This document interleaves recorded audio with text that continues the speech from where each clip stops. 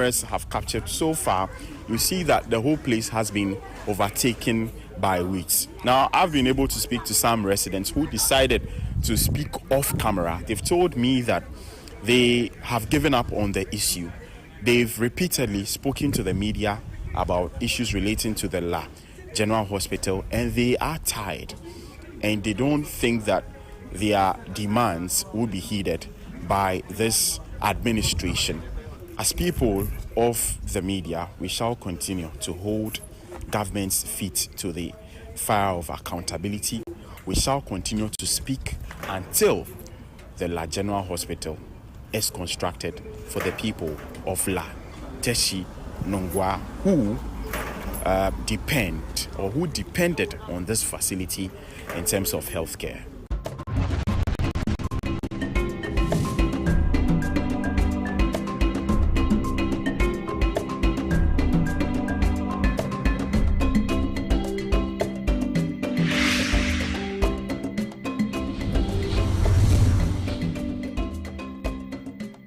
Right, good morning once again. Welcome to the review segment of the show. My name is ALORMASOR, your driver for this segment, and there are a number of topics that we have tabled to discuss this morning on the review segment of Good Morning Africa, live here on Pan-African Television. A reminder that we are live from our studios at number 48 Swanika Street in Abilimpi. In 46 other African countries, you can watch us. In some parts of Europe as well, you can find us. And then of course, on the internet, you can join us at facebook.com/Pan-African Television, also on youtube.com/Pan-African Television. On the headline segment of the show, I gave you heads up with regards to some of the topics that we have tabled for this morning's discussion. Of course, the Supreme Court's ruling yesterday has taken center stage, and almost all the newspapers are rife with that. With this particular trending story. Also, we shall be looking at one of the stories on the front page of the Insight newspaper. It says Russia's Vladimir Putin offers African countries total support in struggle against terrorism and extremism, and so that's going to be our African story. Then we follow it up with happenings in Ghana's judiciary and the legislative arm of government, parliament for that matter. And then EC disqualifies EFP presidential candidate, printing of ballot papers resumes. Also, the Electoral Commission of Ghana has come out with a total number of persons expected to vote on December 7, 2024. Some 18.7 million Ghanaians are expected to exercise one of their basic democratic rights, the right to vote in the upcoming polls on December 7. And of course, we shall be looking at that as well. Kidney patients on the National Health Insurance Scheme to enjoy free dialysis from December 1. This is coming from the flag-bearing leader of the New Patriotic Party, Dr. Mahmoud Bawumia. There's a lot of questions I've been asking, especially in relation to this particular story. Why now? Why 1st December? Why this? Why not a long time ago, especially when the issue about dialysis and the cost of it, the fact that some of the hospitals were charging more. They increased their fees for dialysis, and then the vice president was there, and then he didn't say anything about it. Why December 1? Why did they have to take, or why does it have to take effect from December 1? These are some of the questions that I've been asking myself in relation to this new initiative by the leader and flag bearer of the New Patriotic Party, Dr. Mahmoud Bawumia. I've been joined by Dr. Ramsey Inusa of the Movement for Change and Alliance for Revolutionary Change, clad in his yellow regalia. Of course, is here to speak to the issues that we have tabled for this morning's discourse. Doc, good morning. Good morning, bless. And trust you are. Well, by virtue of divine intervention, I would say. If it's by the current economy that we live in, then I am not well at all, bless. That's how we all. Exactly. And that is why, as young people, we are advocating for a change beyond the status quo, a change that will transform Ghana. And that's why they can say that Didi Dada, Ayese Didi Preko. The approach we see in our governance system is a Didi Preko approach. But we, the young people, are yearning for Didi Dada so that we can have a system in place in Ghana where tomorrow your ethnicity does not matter, your religion does not matter, your political affiliation does not matter, but your desire as a Ghanaian to flourish on this land is what will take you up. You understand? And that is what we want to see, and that is what we are fighting for. Today, the current state of our governance system has been transformed to what I call a kakistocracy, where people with less merits are the ones leading us.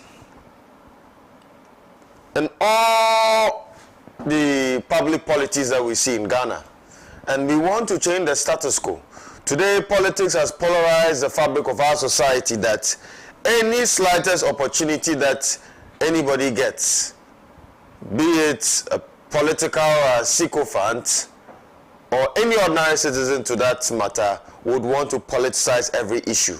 And that is why today it is not surprising to know that the Mo Ibrahim Foundation Governance Index has related a very stunning data to us that the autonomy of our judiciary system has declined by 50% under the almost 8 years rule of Nana Addo Dankwa Akufo-Addo and Dr. Mahmoud Bawumia. So bless.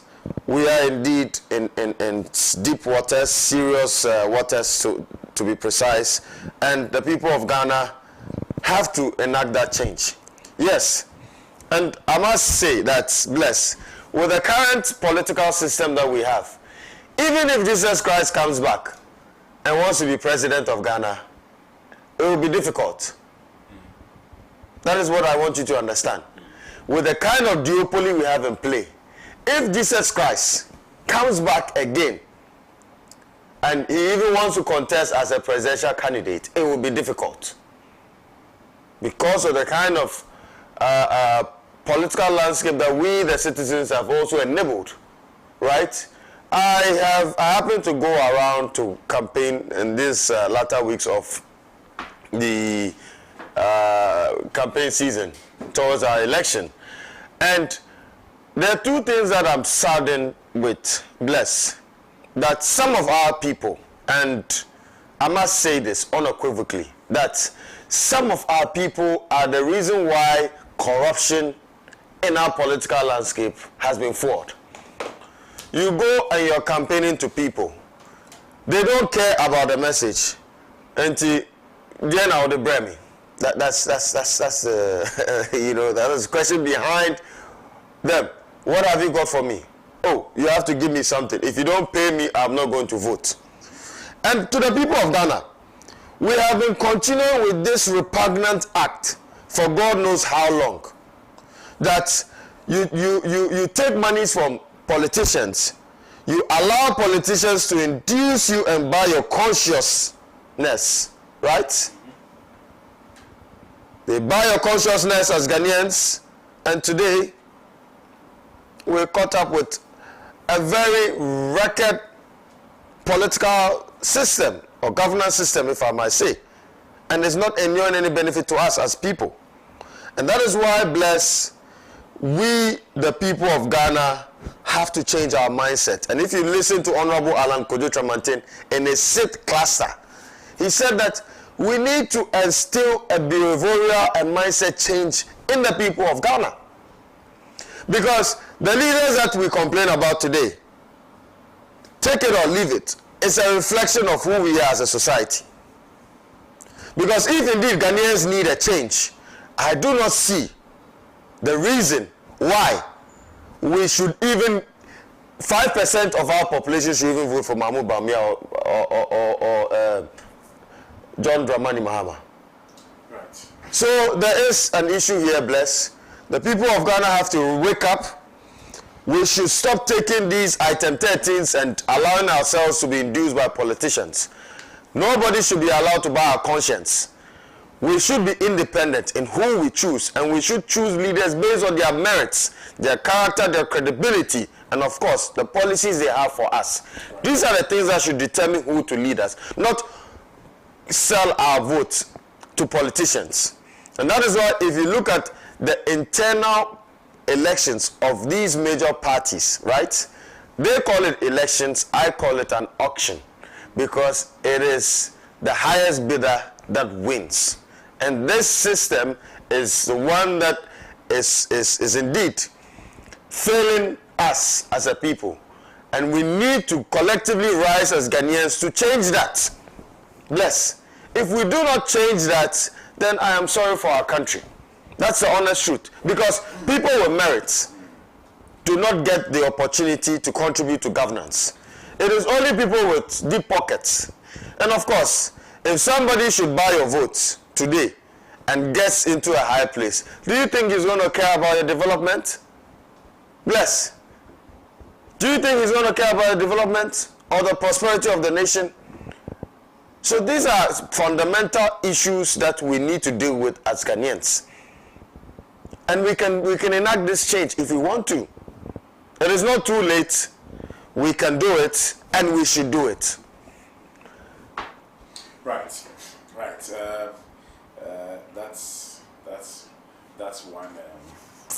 That's one introduction. I have no adjectives to describe that, but we'll be getting into our stories shortly. I'm expecting two more guests to join us, Saka Salia of the New Patriotic Party, and of course a representative from the National Democratic Congress. Let's begin the conversation regardless.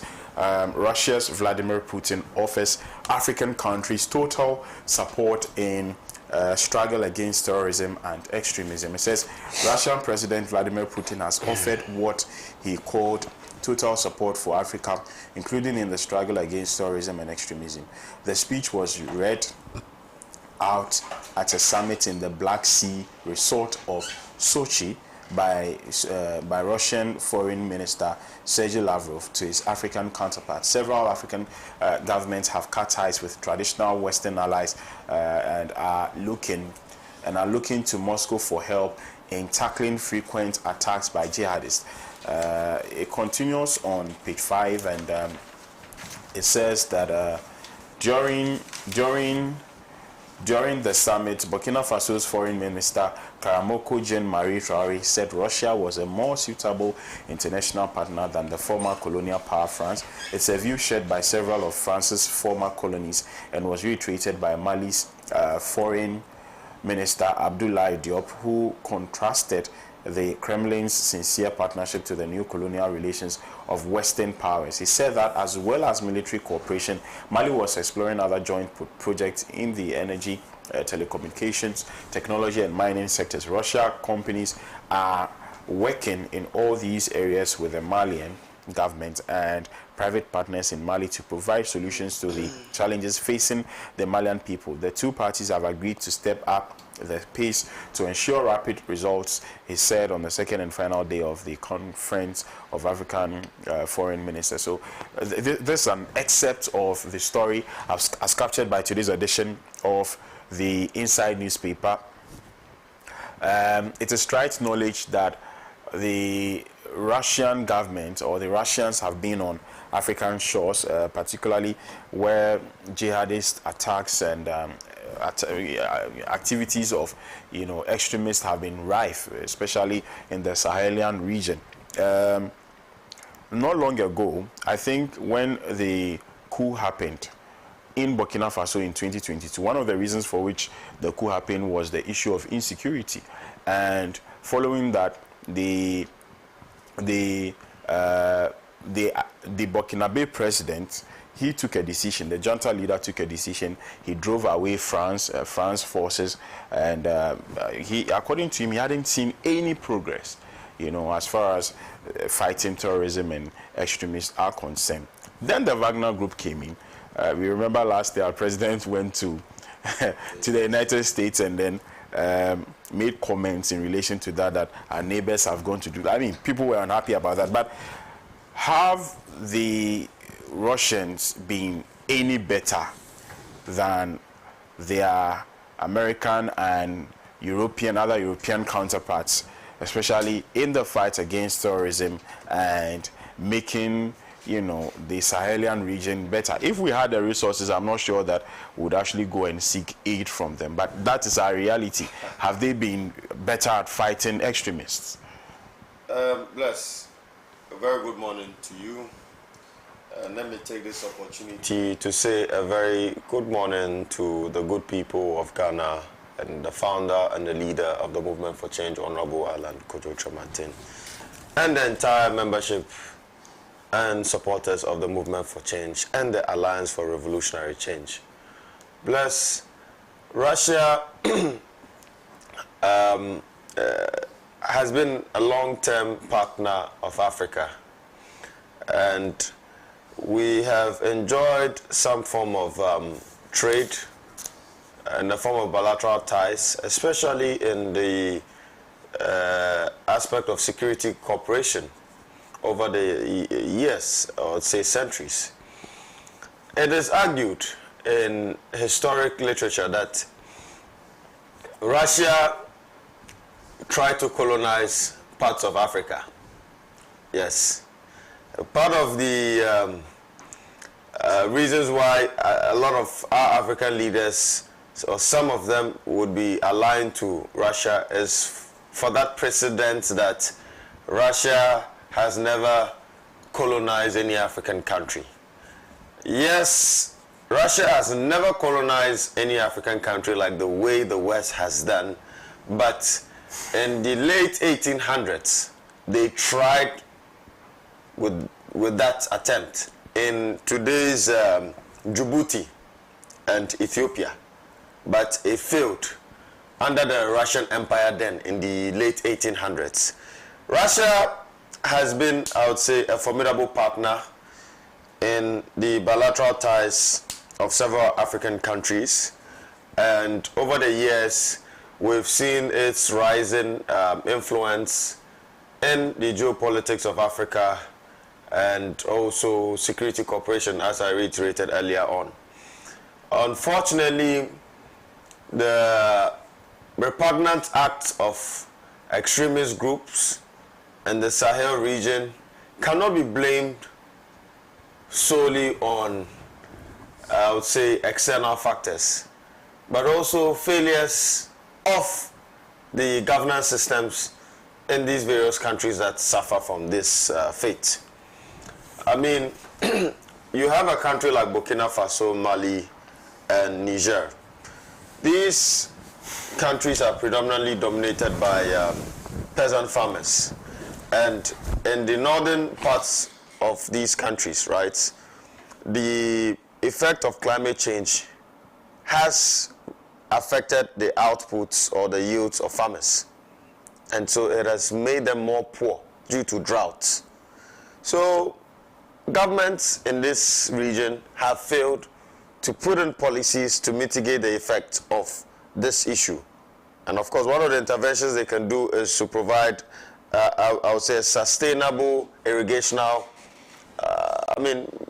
solution towards this problem by building dams and all that. But they have failed to attain that.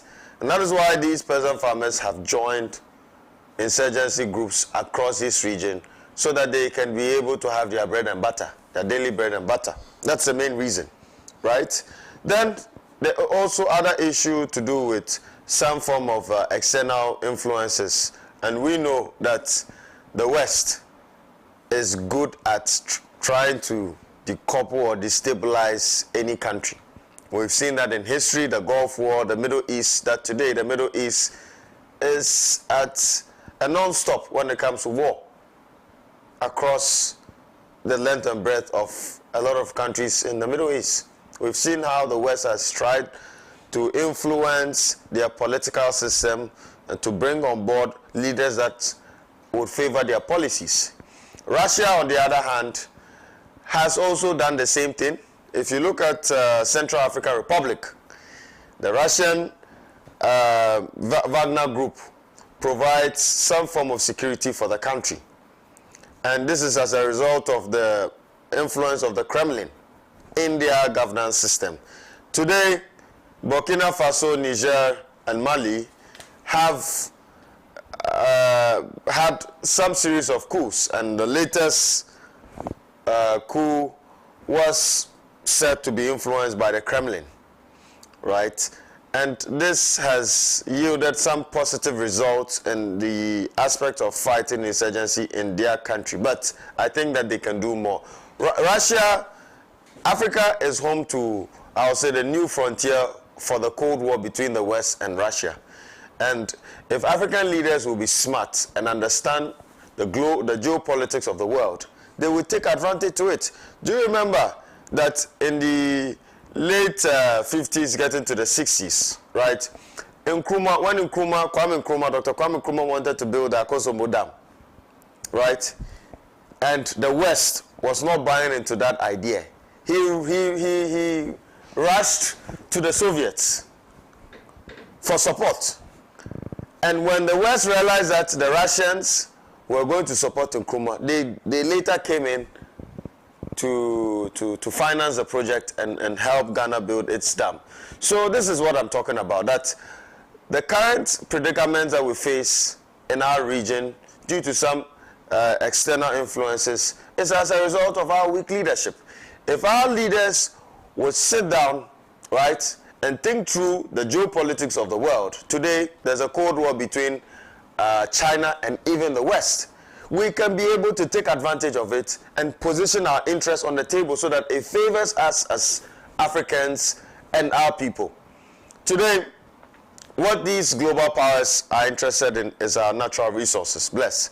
But the paradox of the whole issue is that, yes, we have a lot of natural resource endowments. Let's take, for example, gold. But the price of gold is not determined by a permanent African market authority, but a Western market authority like the LME, the London Metal Exchange, based in the UK.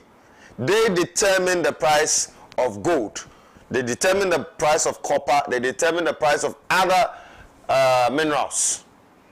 But yet still, we do not have an African authority that would determine the price of our mineral resources that are being sold. So this begs the question whether the AU is up to task, whether our African leaders have really learned from the history of Africa and the issue of the new agenda of the imperialists who seeks to suppress our development and to still influence our political landscape for their own parochial interests in order to siphon most of our resources and buy it at cheaper prices. So the relationship between Russia and Africa, today as it stands now, we have a trade volume between Russia and Africa in excesses of $18.6 billion, right? And this is, I would say, an increment in the trade volumes between Russia and Africa. What I want to see is a more, I would say, a win-win cooperation between Russia and Africa, where they would not take the resources, but we would cooperate on the level of, I'll say, technological exchanges, where we will be able to get some ideas on how we can ourselves as Africans process our resources using their technological advancement, right? That would inure benefit to our people. That would add more value to our resources, and there will be value for money. That is what I want to see. But if they come and take our resources in raw form, then it is an issue. So that is why Honorable Alan Kojo Tramantin, and I want the people of Ghana to listen. Honorable Alan Kojo Tramantin is saying, and that when you vote him into office, 60% of the natural resources of Ghana that is being exported in this raw form would have to have value addition before it's being exported. And we'll have that by law. So can you imagine if 60% of our manganese, 60% of our gold, 60% of our bauxite, 60% of our timber has value addition locally, won't that be able to create employment opportunity for our people? And this is what? Policy intervention. which none of these political parties are professing such solutions, because most of them are benefiting from these shady deals with these foreign multinational companies that are looting the resources of this country, and we are not benefiting from it. A clear paradigm is Obuasi. Obuasi is home to the second largest gold reserves in Africa. In the entire Africa, Obuasi has the second largest gold reserves. But look at the state of the Obuasi economy today. Look at the states of the citizens of Obuasi. Look at the livelihood.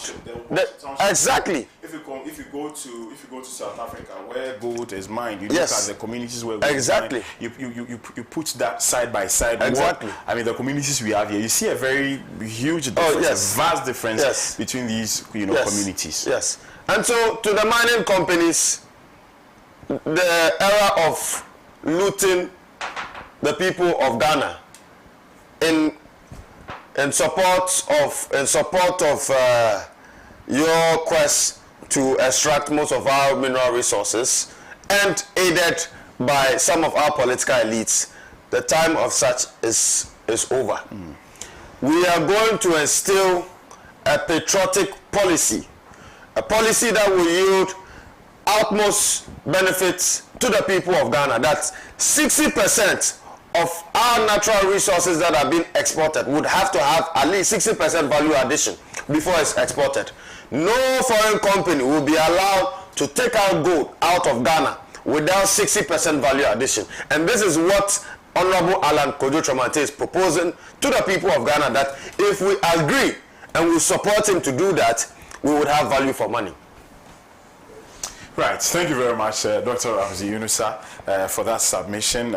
We just hope that I particularly, I mean, for everything, or for all that we are as a continent, it hurts that we are not able to address our very basic challenges ourselves. Issues of insecurity, issues of hunger.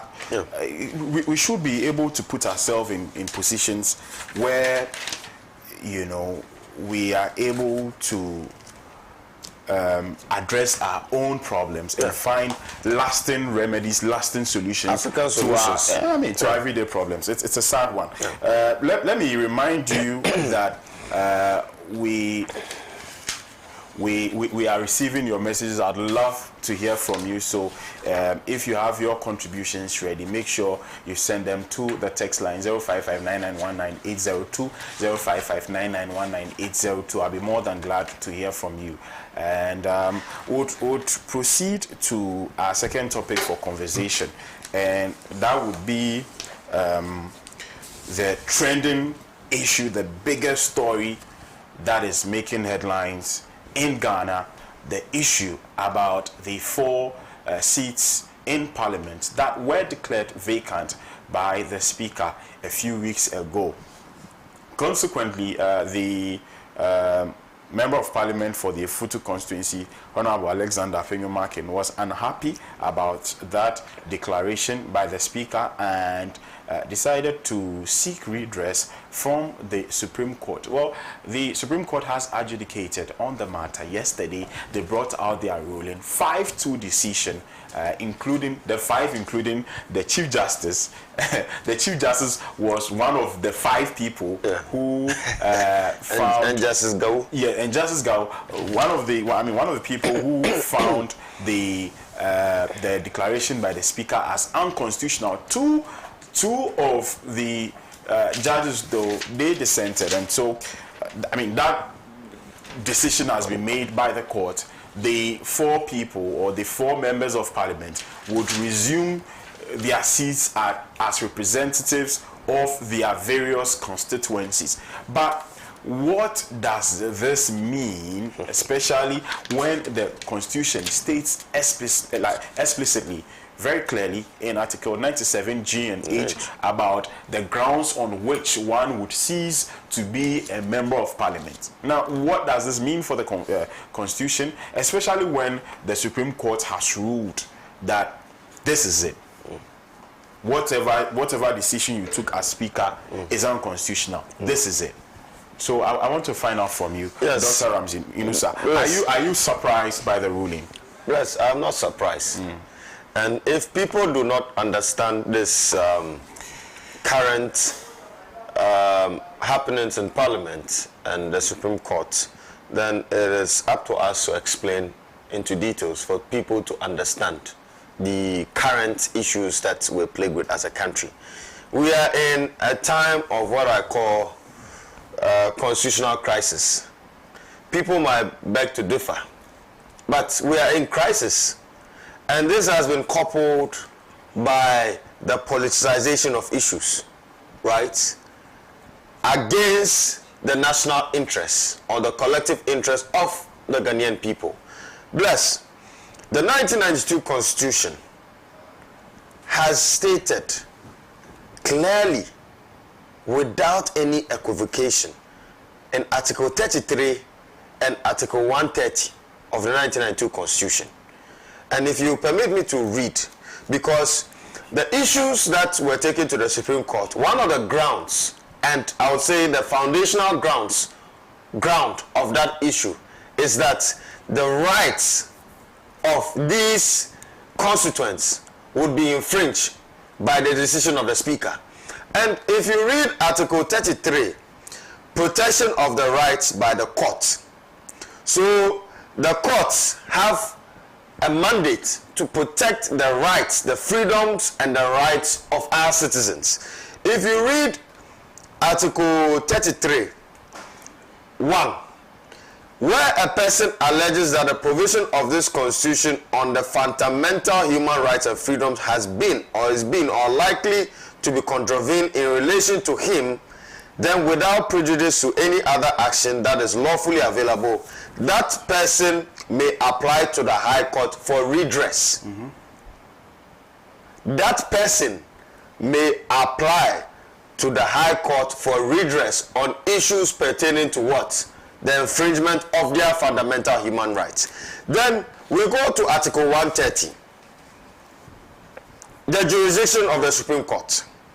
Subject to the jurisdiction of the High Court in the enforcement of the fundamental human rights and freedoms as provided in Article 33 of this Constitution, the Supreme Court shall have exclusive original jurisdiction in all matters relating to the enforcement or interpretation of this Constitution. Great.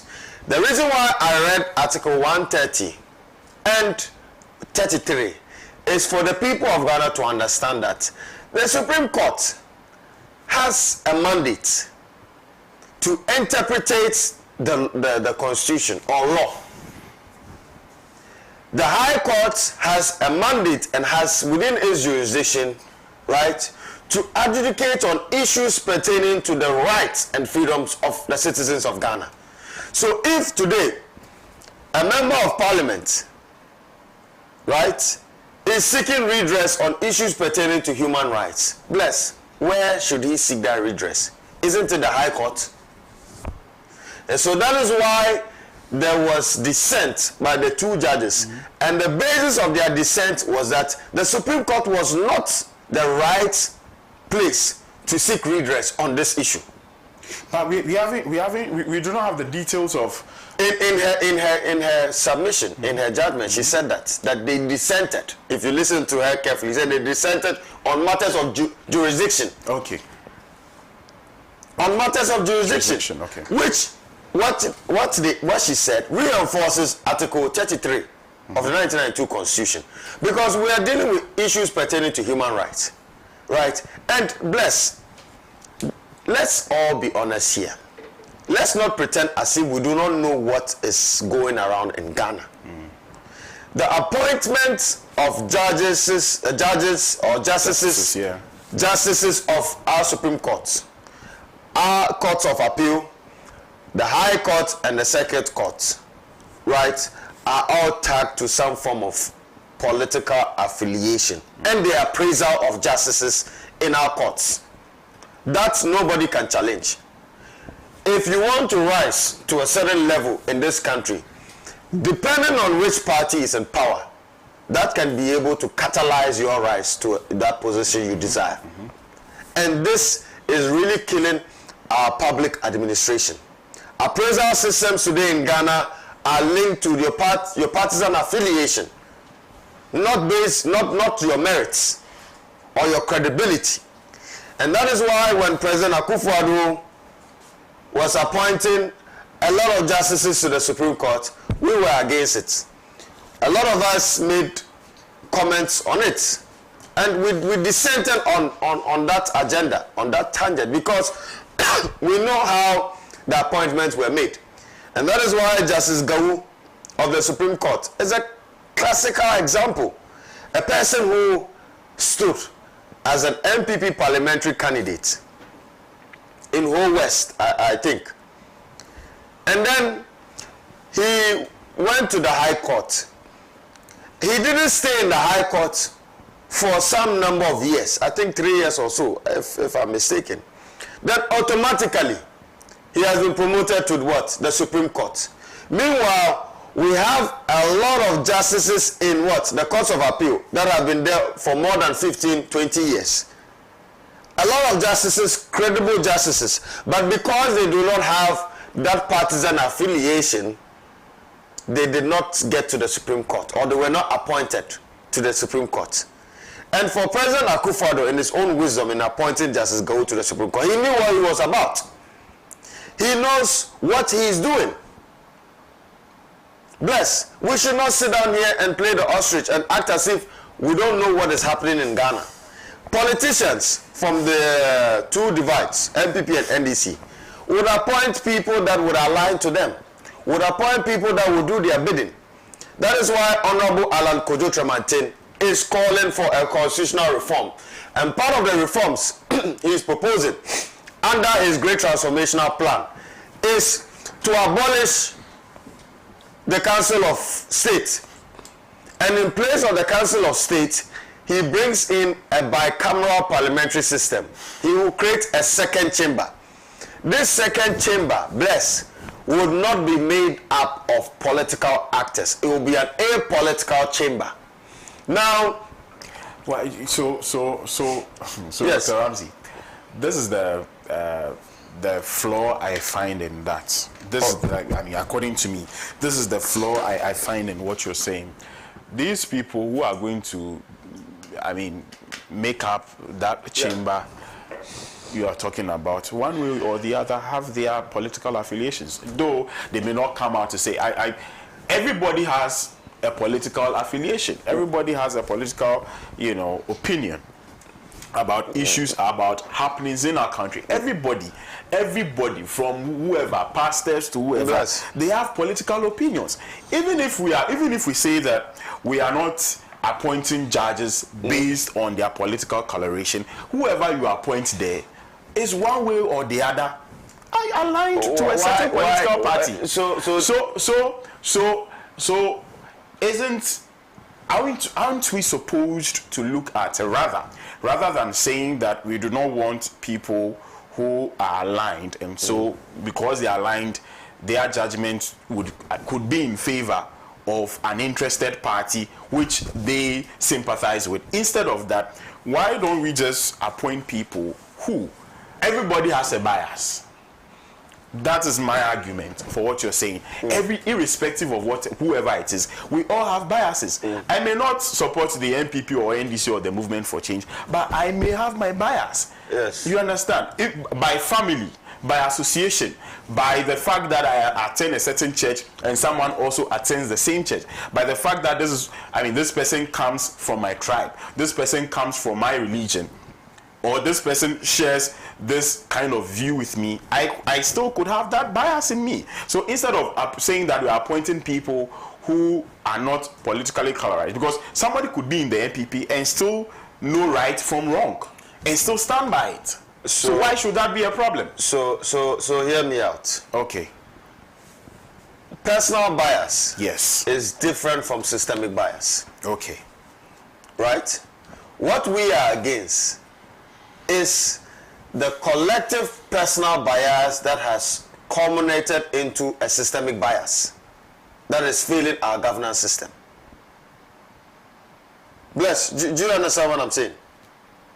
Now, we are not saying that the chiefs, for example, our traditional authorities, are aligned because they are crying for development for their people in their traditional areas. That is why most of the chiefs endorse political parties and politicians, because they have no hope, they have no person to turn it to. Today, the Constitution has taken away the powers of our traditional authority. And so if we are saying that we are bringing a second chamber, right, to give them that legislative power, do you think that tomorrow they will go and stand somewhere and endorse a politician or a political party? No, because when they have these powers, they will make sure they conduct themselves in a manner in which the politicians will be compelled to develop their traditional areas. Yes, and that is why we are saying that with the second chamber, right, the rules of engagement is that it will be an apolitical chamber.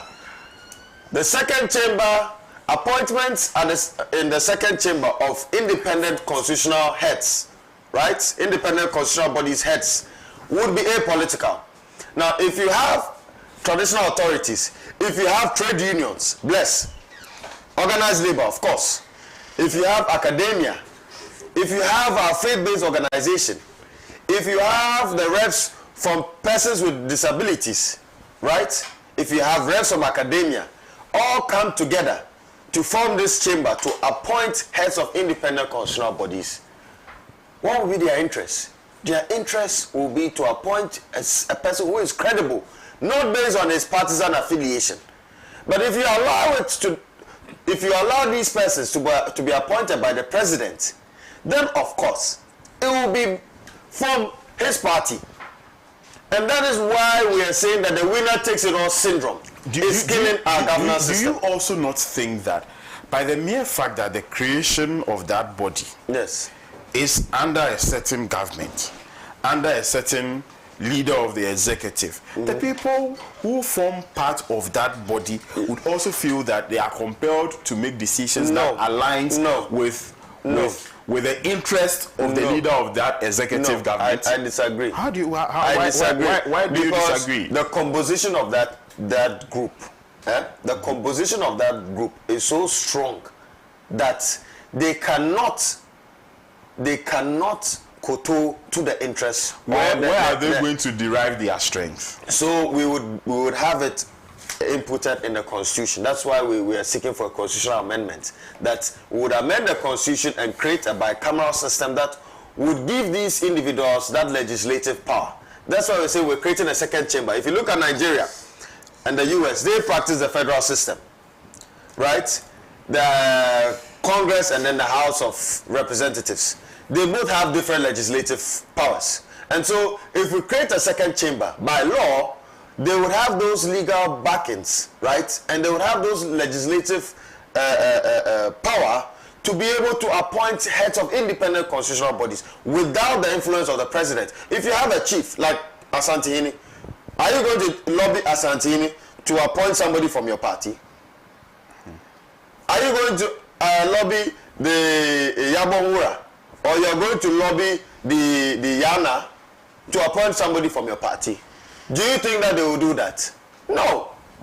And that is why we are saying that if we bring this system in place, together with other amendments of our constitution to make the traditional authorities under Article 257 co-trustees of our natural resources, you give them more power.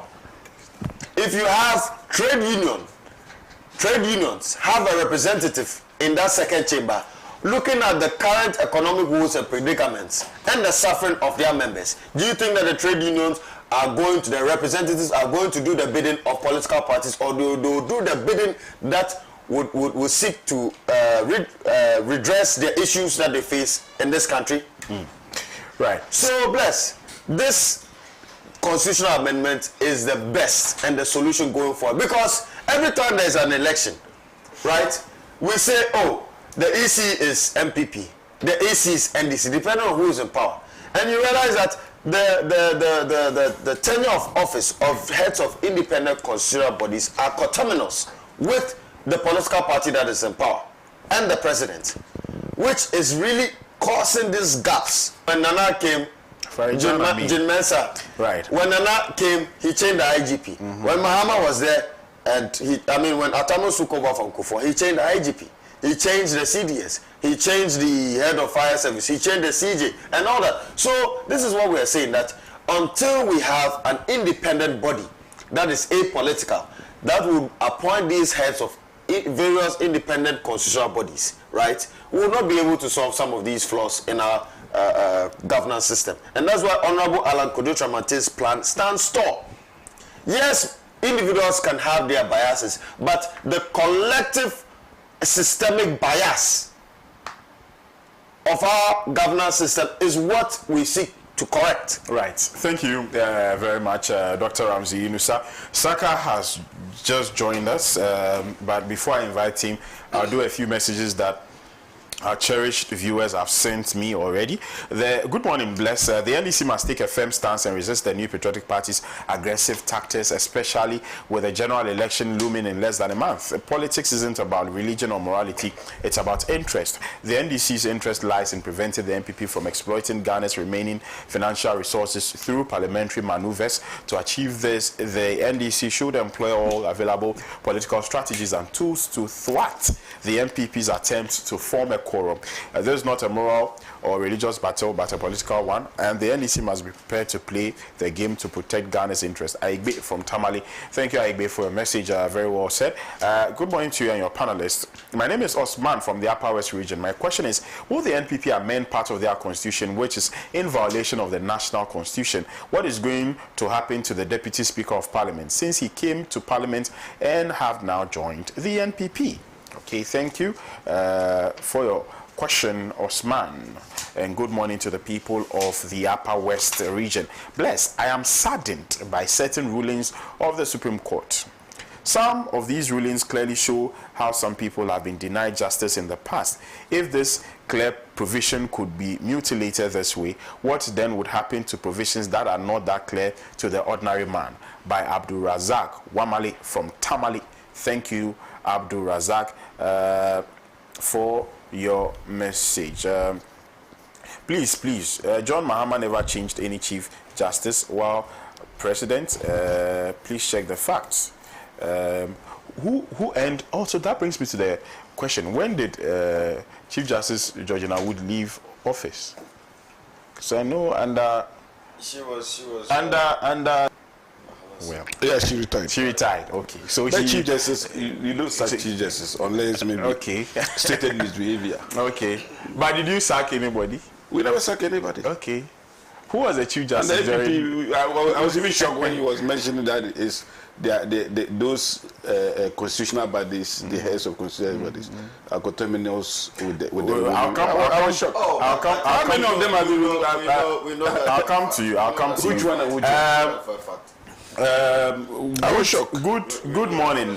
Please, when they said the person is contesting for 9th Parliament, when will he or she do campaign before winning an election to come to the 9th Parliament? If he or she goes to his or her constituency, what will be his or her campaign message? Will his or her party members be happy about him or her? From Gabelo Isaiah Chuekim at Yeji. Thank you, Chuekim. Forgive me, or Facheme, that is what Chuekim means. Okay. My people learn some names. Chuekim. Okay. That's ever. Fusein Isani Turawa and Asaman Kese. No, Medekukwis, I beg you. Good morning, Bless, and your panelists. Bless, it's good that I did not study law, but business, else I will bury my law certificate this morning. We have to reset Ghana. Okay, thank you so much, Sani Turawa, as from Asamankese, for your message. Efo Fafa says, good morning, Blessing, to the panelists. It's so funny our country is running into this shame. NPP, EC, Supreme Court. These are our greatest problems as a country. All right.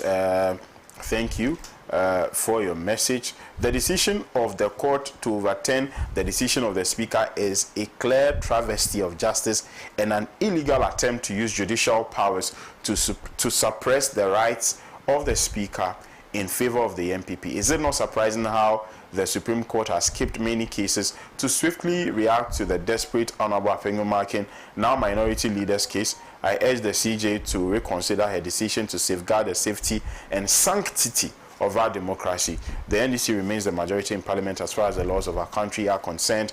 Greetings to Honorable Timothy Awonterim Atabuade, Daniel Akpaliok from Sandema. Honorable Timothy, good morning to you. I trust you are in fine fit. Well, let me come to Saka Sali. Saka, yesterday, the court decided on the 4 MPs whose seats were declared vacant by Speaker Bagbin.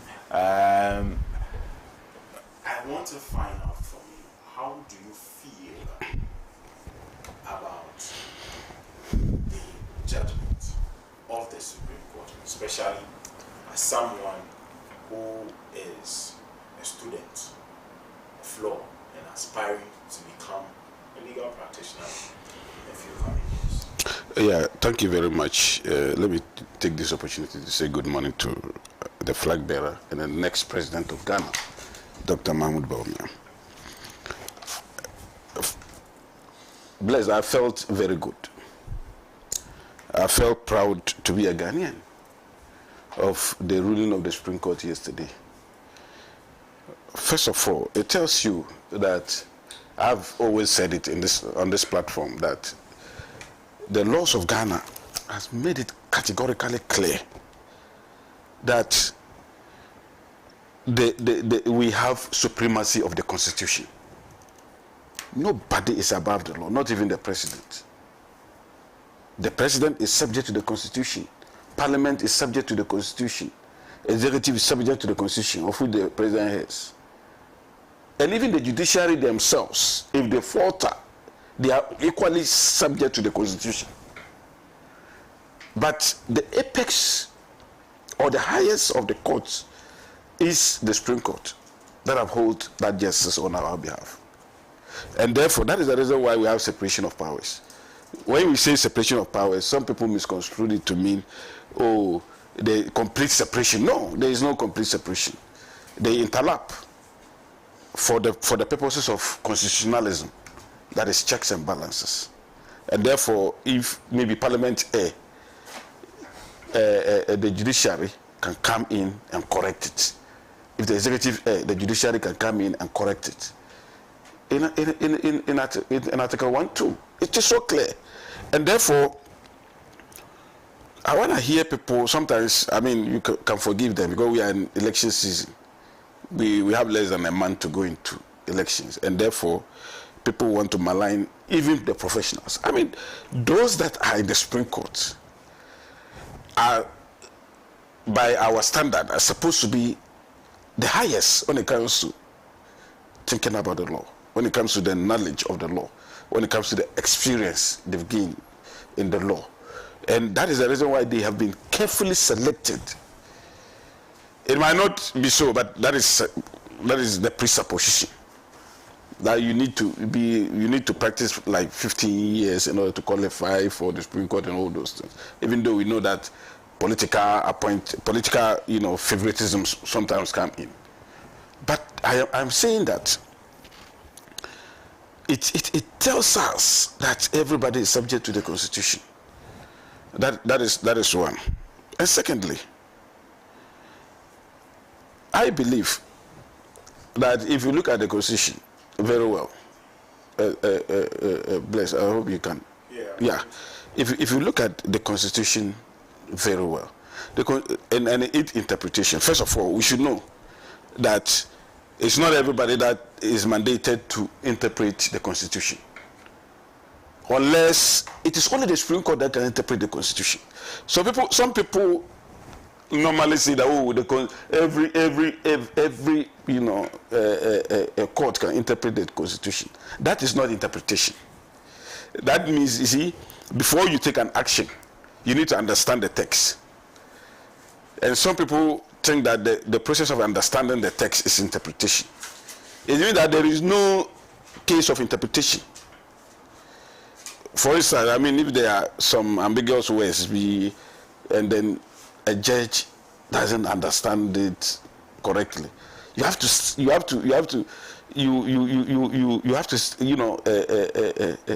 step down the case, and then go for interpretation. Or if you are a party to the issue. And then there's a clear case of interpretation. When you say clear case of interpretation, I hope you understand that. Because there are some cases that are not clear case of interpretation. When the words are clear and unambiguous, you cannot say that you have interpreted it. When there's clear case of interpretation, it has to go to the Supreme Court. So if you're a party and then there's a clear case of interpretation, you need to ask leave of the court and then go to the Supreme Court. So even if you are at the lower court, like even the circuit court or whatever, you don't go to the high court, you go to the Supreme Court for interpretation. The same way in Parliament. If there are rival meanings, and everybody will interpret. But let me say that what happened, I mean, it's in the right, it was in the right jurisdiction. The interpretation of the Article 97 is in the right jurisdiction. Nobody can take away that. Even though Article 99 tells us that the High Court is the only body clothed with that jurisdictional, powers. The Supreme Court has the apex courts. So when I said the High Court, it's the only court clothed with the jurisdiction to hear parliamentary matters. But the Supreme Court has the apex court of the land in doing its interpretation, or when its original jurisdiction is invoked, can take a matter like that. So I am saying that first of all, the Speaker of Parliament erred in his interpretation of Article 97, and especially when it was made clear to him that the matter you are going to interpret is already at the Supreme Court for interpretation. So you don't jump the gun as a speaker. I mean, he is a lawyer himself of high repute, and therefore should have known that when the matter is at the Supreme Court and your attention was drawn to it, that this matter that you are going to interpret is already at the Supreme Court for interpretation. So let's wait till the interpretation of the Supreme Court, then we can go ahead. You bullshit it. You said, no, because bullshit it by the fact that he ignored it and still went ahead. To do what? To do his own interpretation, and then did the declaration that he did by pronouncing the four. The declaration came before the suit. No, please, I'm telling you, the declaration was on the 17th. The suit was not on the 17th. The suit sent to the Supreme Court for interpretation was sent there before the 17th. But it was after the declaration on the 17th that Afenyomakin went on the 18th for the Supreme Court to pronounce that he should stay, the Speaker should stay his orders or declaration. So clearly, you could see that the act of the Speaker was ultra virus, his powers. Completely.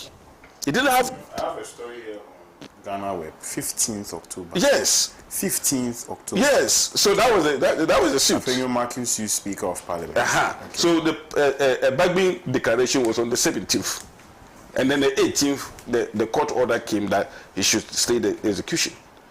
You understand? So it tells you, because before this ruling, there were other rulings in the past. The Abdullahi case, for instance, where even some aspect of the standing orders was the people take Parliament to the Supreme Court, and the matters are adjudicated upon. This is not the first time. The matters of the Supreme Court is not a closed book, as some people want us to believe. Matters of the Parliament, it's not a closed book. It's not like once Parliament decides something, that is it. No, not even the decision of a president is closed book. That is what I want people to know. But the second thing I will go is in the interpretation. People think that if you understand English, you can interpret a constitution. That is not it. You need to learn about it. You need to learn constitution. The interpretation of constitution is not like interpreting a deed or interpreting contracts or any other ordinary documents or a letter. from a girlfriend. That's not how interpretation of constitution is. There are so many types of interpretation of a constitution. And most of the time, I mean, for the literal interpretation of the constitution, that one anybody at all can do it.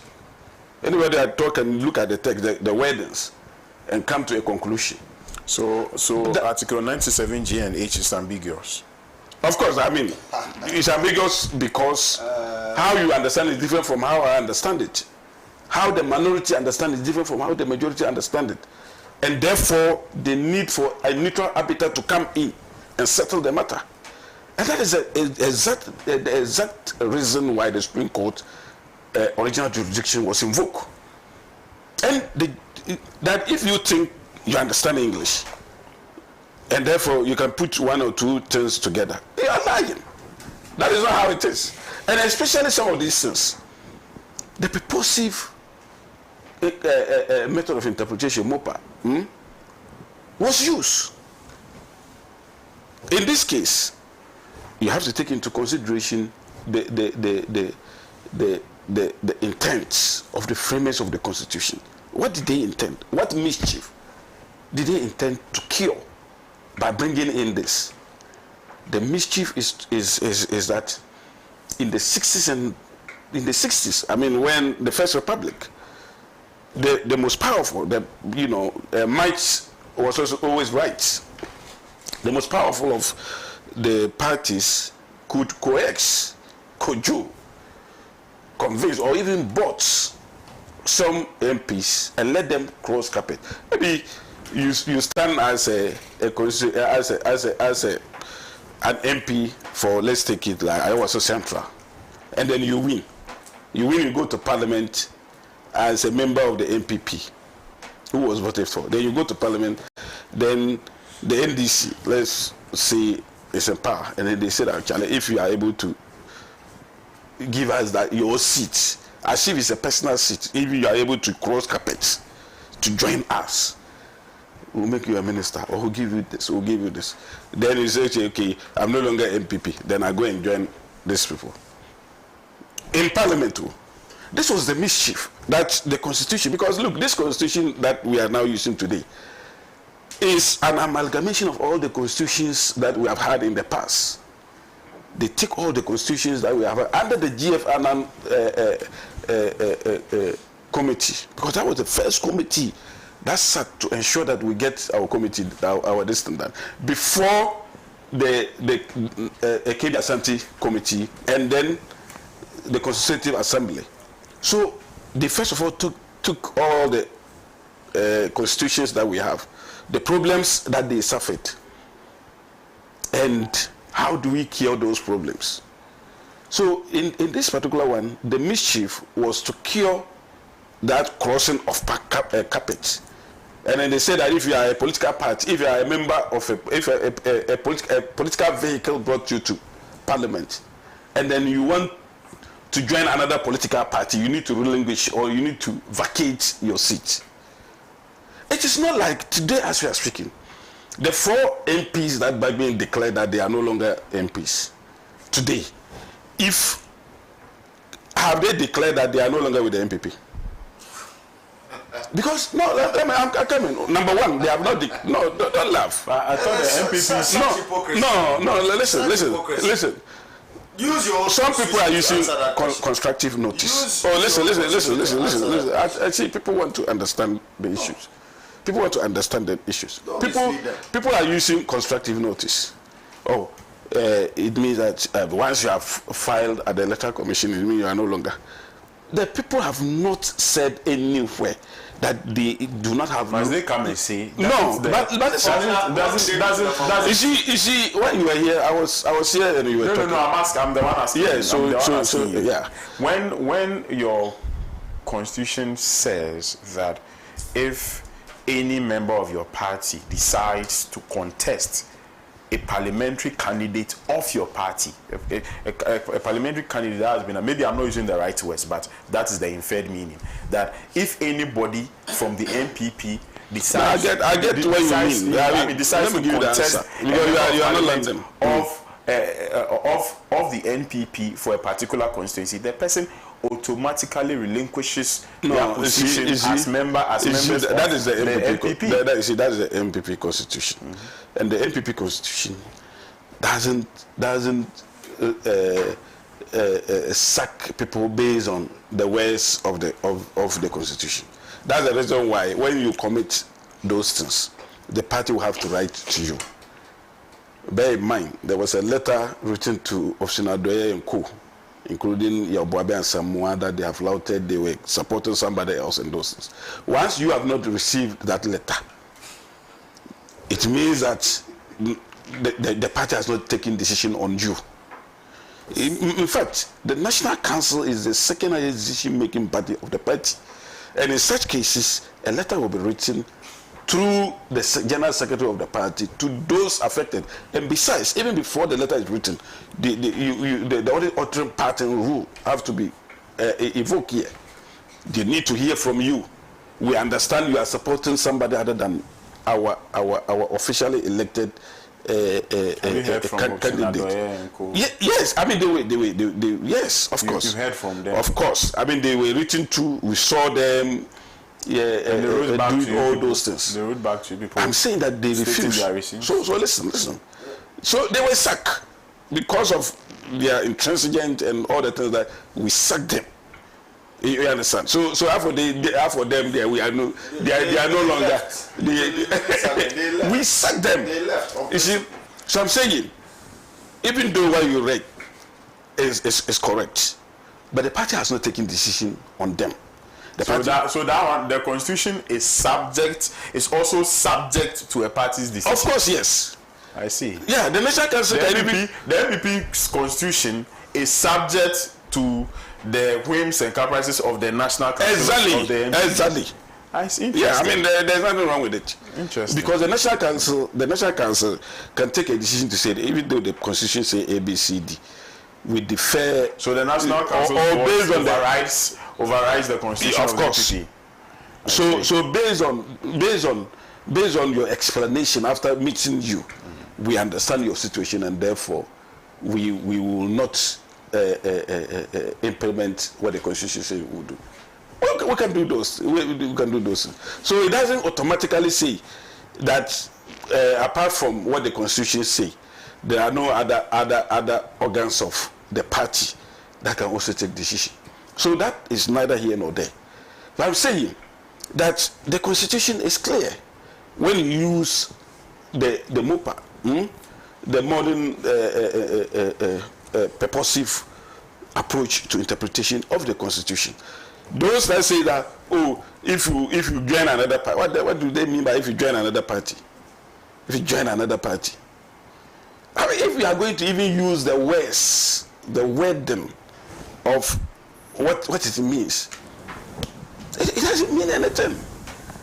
You understand? So if you join another party means whilst in parliament, you are moving from MPP, like what happened with Professor Wayesino in 2005 or so, 2006, when he decided that he will move from NDC as a member of the NDC, voted for in Tamale Central.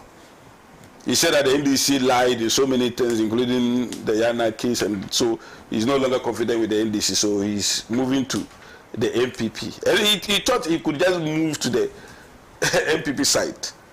And that was when it was made clear to him that, Massa, you cannot move from one political party and go and sit. You cannot even sit there. Once you move, you are no longer a member of the NDC. You cannot go and sit at the other side. It means that you have vacated your seat. In this case, Cynthia Morrison is still a member of the MPP. That's the reason why we are still 137. Is still doing business with the majority caucus. That's the reason why we are 137. The other ones, including the independent parliamentary, Mr. Siama, is still an independent member of parliament. That's the reason why the NDC still say that we are 137. Because if you are giving the Asiama, if Asiama had, because by the fact that if Asiama by the fact that he is trying to contest as MPP member, means that he has joined NPP. It means that his seat that he's holding would have been an NPP seat. But he is still considered an independent member in parliament. So these things are clear. I don't know how the detractors of government and then the people who think that they can put A, B, C, D together and for that matter can challenge the wisdom of the justices of the Supreme Court.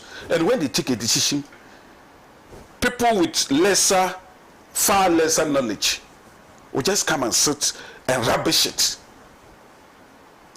Far lesser knowledge in the law would think that they know the law more than the Supreme Court. The Supreme Court, let me tell you, not even normal judges. When you make your ruling, the ruling is subjected to vigorous study by students of the law. Apart from that, they use your judgment to either to promote you and all those things. And the judgment remained there for years. And therefore, no judge ever wanted to have his judgment perused and denigrated as per incurium. So everybody always wants his judgment to be the yardstick for students of the law. And the Supreme Courts, even the Supreme Court, we don't talk about, because their reputation is so important to them. Even before their death, it will remain with them. And therefore, when they take decision, that's the reason why, you see, they went and then took that decision, 5-2. But they said the judgment will come later. Because you need to put in a reason that can convince everybody. But you see, you cannot convince everybody. I mean, there will be those Downton Thomases, there will be those detractors, there will be those for political expediency who will never want to accept whatever that the Supreme Court put. But for me, I think that it does not matter. Look, those making noise, that the Supreme Court is in the pocket of the president or whoever, or the government.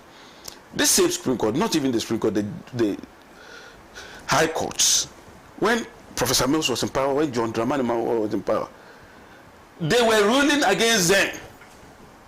Because, look, if you have case, you have a case. If you don't have, you don't have. Remember during the Professor Mills time, about 15 or so cases that they took to the Supreme Court, they took to the High Court, and all of them were thrown out. Because it was political cases that they were not thoroughly investigated. It was very loose and not watertight. And therefore, they just for the sake of, making their grassroots feel happy that they are prosecuting NPP people, they took a whole bunch of people to court. Asabi and then the wife, NIB boss, the Yana matter, the Ghana Fifth, plenty matters. And all of them, they were losing with reckless abandon. So that even when they were in power, they took so many. And in MPP, we are so diligent to the extent that any matter that we took to court or we are challenging in court, even the EC matters. Remember the Abu Ramadan cases. All of them that we took to court, we ensure that we get the victory. That time we weren't in power because we don't take frivolous matters. Look at even 2012 election. Yeah, I'm now winding up. 2012 election. You remember the petition? We went to court that we were challenging John Dramani Mahama regime. And look at the diligent and the thought out through evidence that we presented. We lost by a one vote margin. It was 5-4. We took the pin sheets, we diligently argued our case and all that. Compare that one to the MDC in 2021 when they were also challenging the court. They went there without any evidence. They just went and sat down. I see your friend saying, General Mosquito went there and was just sitting down there with his calculator and calculating people people figures without his own figures. They ask you, General Mosquito, where are your figures? He said, my Lord, I left them in the house. You are coming to court and you left your figures in the house, and then you took a very big calculator to come and calculate others numbers. So these people are not serious. And sometimes when they argue and denigrate and castigate, desecrate the highest court of the land, I look at them with a pinch of salt, with disdain, because they don't know what they are doing. Thank you very much, Saka Sadia. Kudos to the Supreme Court for the delivery. I'll read some more messages. Good day, blessed. Those asking people to respect the court must know that respect is not a birthright to demand. That's to say, respect is earned through mutual respect, trust, and proper conduct of officials to serve the national interest, not by court orders or blackmail. Indeed, respect is reciprocal, not a legal right to be imposed by decree and legislation by people in authority. Those who seek equity must come with clean hands. Ken Williams sent this one. Thank you, Ken, for your message. Good morning to you and your panelists. This is Adam Kola from Tamale Central. Supreme Court cannot determine for Ghanaians because Nanado wants to destroy our constitution. That's why Speaker will always accuse Supreme Court and Nanado the back of... Okay, right. Your message isn't so clear. Please, I beg you. Good morning, Bless. Please, do you see the Speaker's medical bill speculating on social media? Is that fair? What about other bills? We want to know the President's bills too. Okay, all right. Thank you. Good morning. Seriously, Saka, what is he trying to tell us? So we can't read simple English and understand. These MPP guys think they are the only people who attended school. It's a shame, and what the Supreme Court have done will come back and hit the country hard. Time will tell. MPP is the most untruthful party I have ever come across in this world. They killed 8 Ghanaians and never care.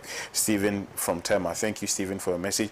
Good morning, Bless. There's no need to go and waste your time in school reading law. Bless, if you were to be in the position of the Chief Justice, you would have interpreted the article in question without any confusion. Political Spider from Kintampo sent this one. Appeal marking cannot bring Parliament together. This decision will not stand at the test of time. In future, MPP members will choose to caucus with the NDC second year after him or her was elected to Parliament in the 3rd year. Okay, the rest of the message, please put it well together and send it out. Read for you.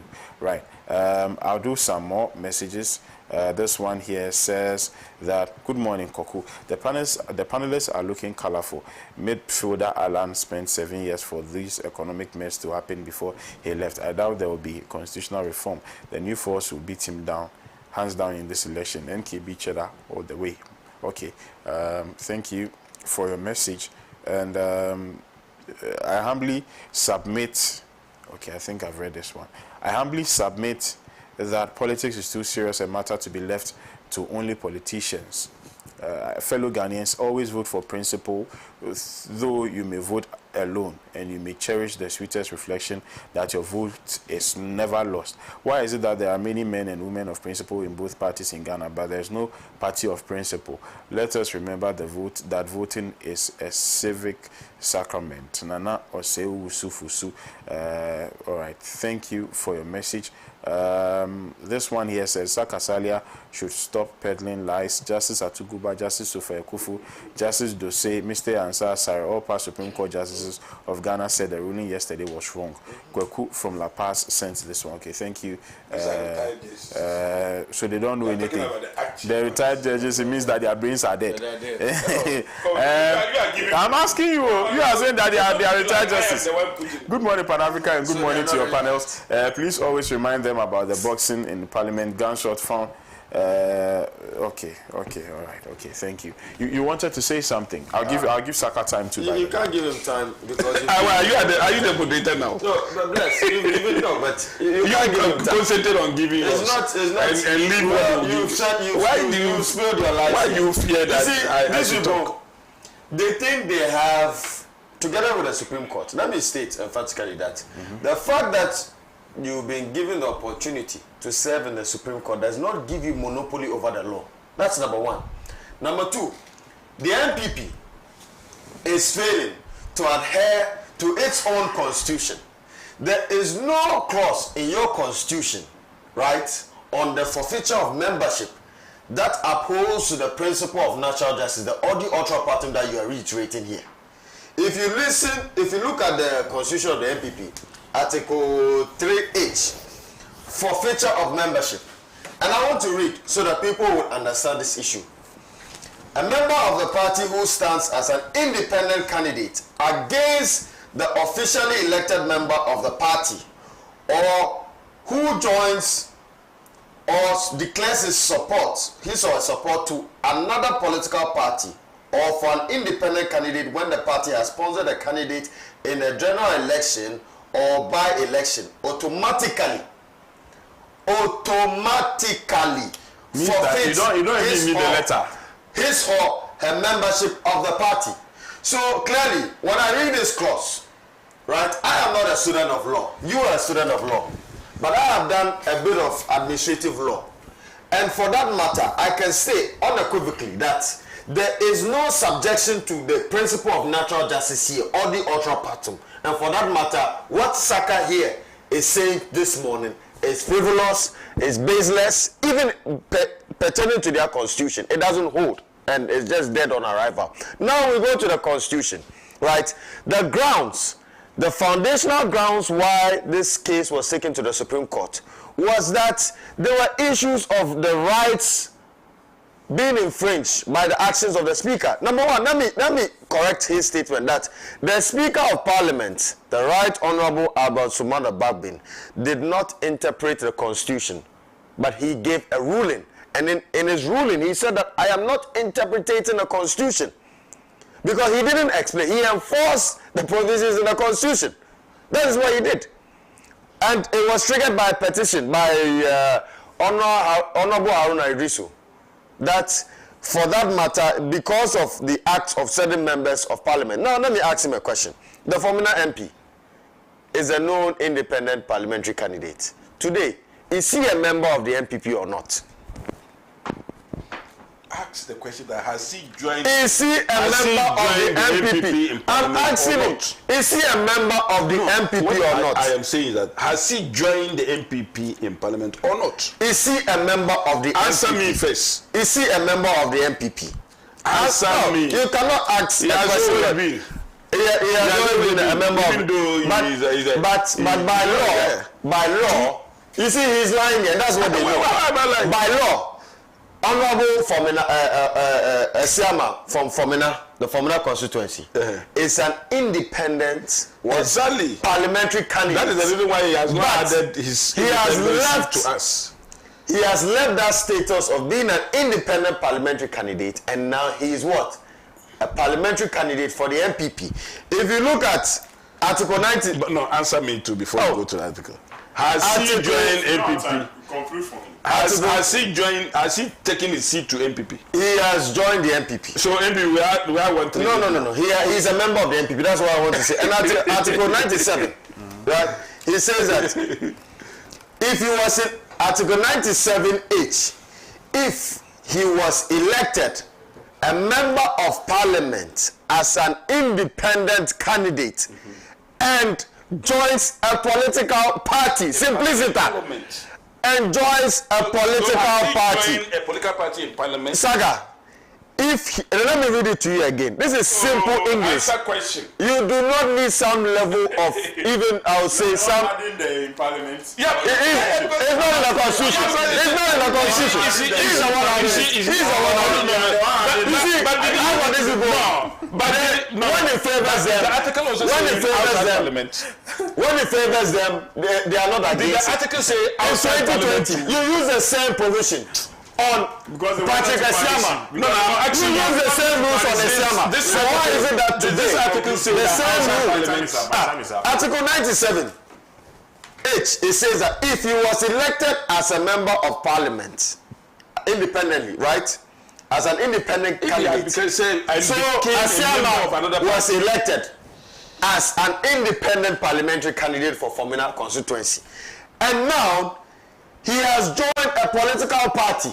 So automatically his seat has to be vacant. So what the speaker did was right. He didn't act in ultra vires. It is a shame that the Supreme Court today is tampering with justice. It is a shame that the Supreme Court has been influenced by partisan politics. That today, the more Ibrahim index for judicial governance, right, judicial autonomy, sorry, the judicial autonomy of our judiciary has reduced by 50% under your president. So it is an issue. Bless. You should not come and sit here and sugarcoat words of law. I mean, 1 minute. no problem. I mean, clearly, my brother doesn't understand. He doesn't understand. He doesn't understand what he's even talking about. Saka, you are even First of all, so you see, no. Okay, you understand. Okay, you understand. It's not understand. It's a fact. You understand. What I read is a constitution. It's not my own. So it's okay. You understand it. So I'm saying